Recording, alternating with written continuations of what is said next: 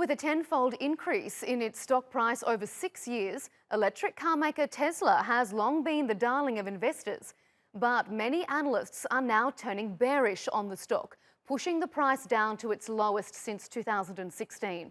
Our senior business producer, Mobin Nasir, has been following the developments. Mobin, is Wall Street's love affair with Tesla over? Well, Melinda, the stock price has plunged 40% since the beginning of this year, but there have been worse days for Tesla on the stock market, 7 of them to be precise, when its share price fell by 13% or more. So Tesla's relationship with investors has often been rocky, but this time's different. For starters, the company is still not selling as many cars as investors would like. In the first quarter of this year, sales fell by a third compared to the previous quarter. And the retail prices of all 3 Tesla models have been slashed by 33%, so profit margins are also squeezing. Analysts see both internal and external challenges to Tesla's growth and profitability. It keeps spending more than it budgets, it's piling on debt, and it keeps missing on production timelines. And then there's the US-China trade war. Analysts fear it could slash demand for Tesla's cars and create problems for the new factory it's building in Shanghai.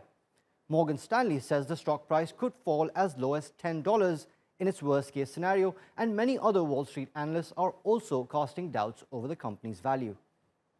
There's some value in Tesla stock, but it's still not a value stock. In other words, at where even if it's half of its 400 levels and the near 200 handle, it's still pretty expensive given what it has delivered. It's cheap for what it says it can do and expensive for what it has done. Mobin joins us now for more on this. Mobin, the latest sell-off began after the Morgan Stanley report, but what expectations do other analysts have for the stock? Well, in fact, what we've seen is that since March, across Wall Street, there's been a cut of about 33% in the price targets. And then let's just go back to the Morgan Stanley report. It's significant because Morgan Stanley has been one of the biggest bulls on this stock for a very long time.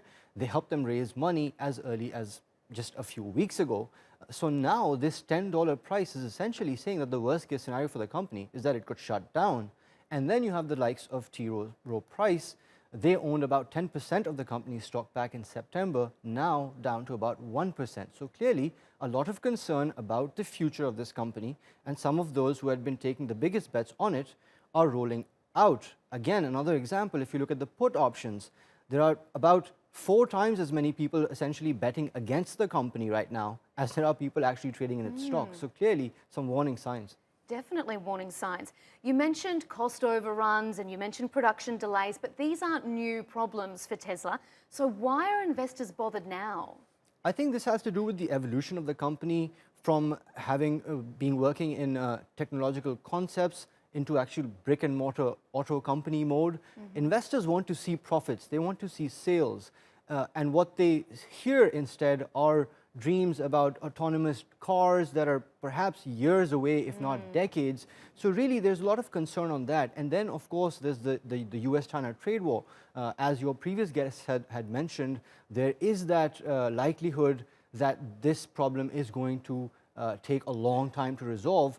And really, Tesla is one of those companies that has bet heavily on China, both in terms of sales and also in terms of production. So they could be one of the biggest losers here.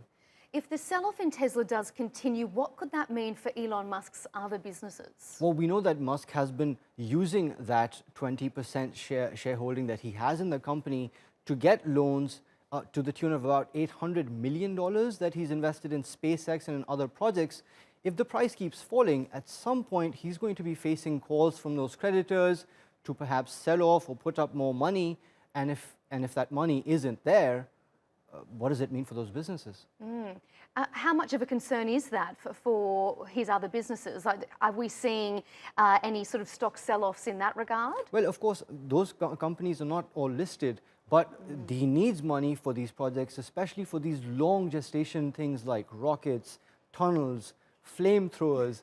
Of course, the list goes on. It seems to be getting more and more eccentric. It's a big wish list. So clearly, I think if Tesla, being the test case, being the bellwether really for Elon Musk, if it doesn't perform, it throws huge question marks over those other projects, some of which are even longer sort of moonshots than this itself. Keep in mind, Tesla is a business that is selling in the here and now, as compared to many of those others that perhaps are not profitable or don't even have a path to profitability just yet. Mobin, thank you so much for your expertise on this one. We appreciate your time. Thank you.